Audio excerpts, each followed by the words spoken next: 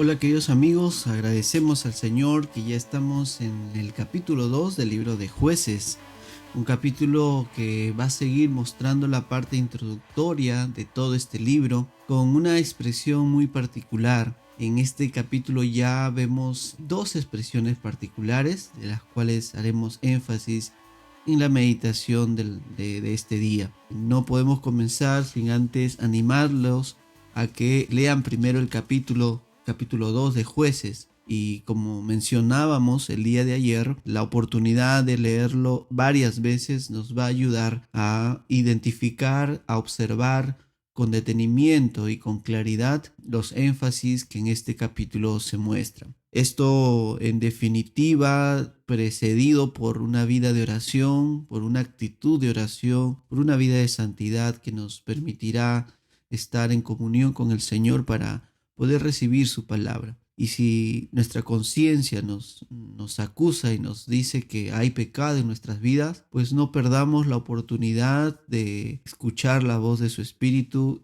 y arrepentirnos de nuestros pecados. No dejemos pasar esta oportunidad para pedirle perdón, para reconciliarnos con nuestro Señor y retomar nuestra lectura en santidad a nuestro Dios. A veces decimos que queremos estar mejor espiritualmente para poder recién acercarnos al Señor, pero a veces esa afirmación es tan absurda como cuando uno puede decir, prefiero que se me pase la sed para recién tomar agua. Así de ilógico, así de inconcebible es realmente cuando uno piensa mejorar o estar bien con Dios para recién acercarse a su palabra. Es en ese estado de necesidad, en ese estado que el Espíritu Santo nos hace conscientes de que estamos mal delante de Dios, es cuanto más debemos persistir en una vida de oración, persistir en una vida de la palabra del Señor, porque es la única manera en que nuestra sed se calme, en que nuestra vida se limpie.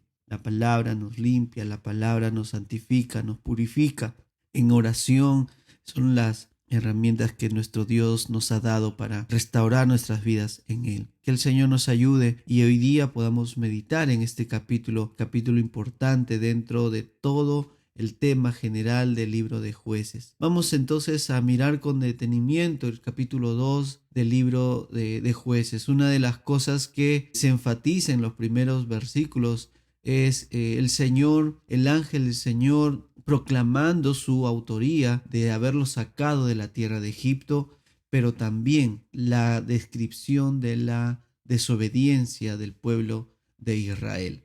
Dice el versículo 2, en cuanto ustedes no harán pacto con los habitantes de esta tierra, sus altares derribarán, pero no me han obedecido, no me han obedecido. La conclusión que el Señor llega en esta primera parte del capítulo 2 es la manifestación de la desobediencia del pueblo de Israel. No me han obedecido. Y su juicio, versículo 3, manifiesta el juicio de no echar delante del pueblo de Israel a ninguno de sus enemigos, ¿no? Sino que serán como espinas y a sus costados, y sus dioses les serán lazo para ustedes.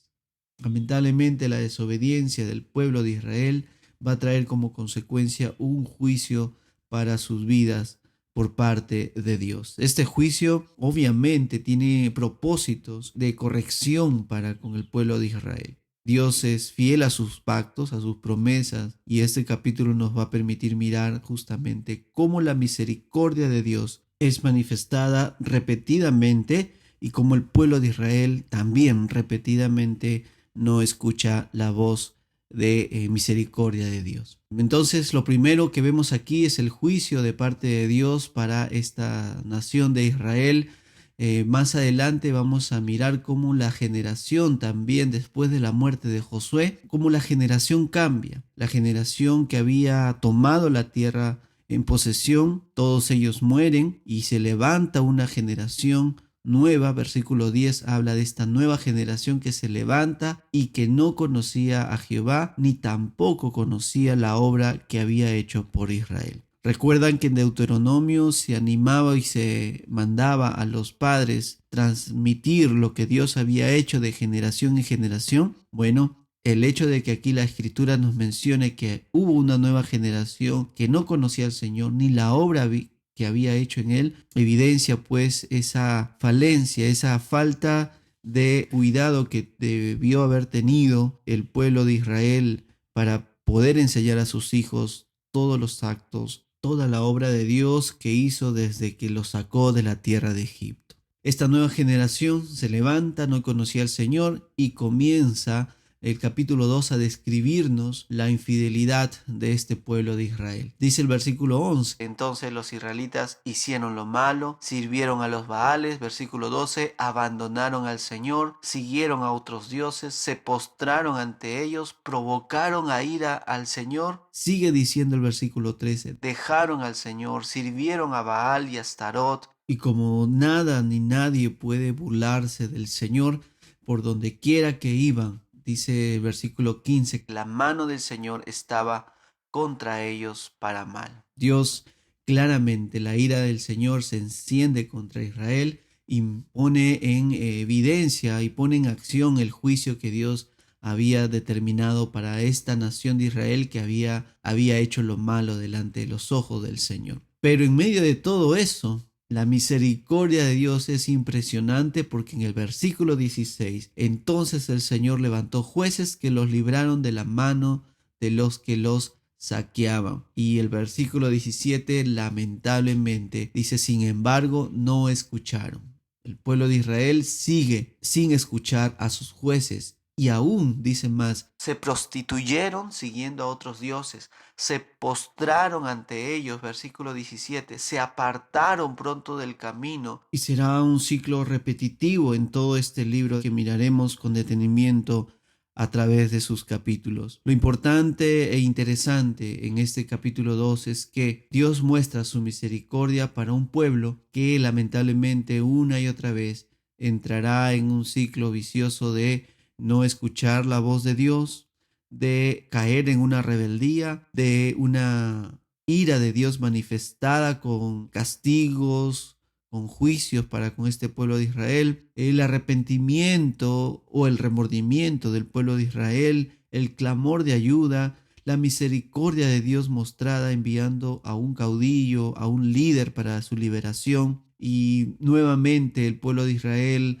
comprometiéndose ahora a adorar, a vivir para con Dios. Y como dice el versículo 18, que cuando el Señor les levantaba jueces o líderes militares, que es la palabra dentro del contexto correcto de la palabra jueces, el Señor estaba con el juez y los libraba de mano de sus enemigos todos los días del juez, porque el Señor se compadecía por sus gemidos a causa de los que los oprimían y afligían. Mientras que el juez estaba vivo, el Señor estaba con el juez y el pueblo de Israel mantenía su fidelidad. Pero ni bien moría el juez, nuevamente cada israelita hacía lo que mejor le pareciera. Y entramos otra vez en ese ciclo, en la rebeldía del pueblo de Israel, la ira de Dios, el clamor de los gemidos del pueblo de Israel pidiendo ayuda, Dios mostrando su misericordia, enviando un nuevo caudillo, un nuevo líder para su liberación, el pueblo de Israel otra vez arrepintiéndose y viviendo en fidelidad a Dios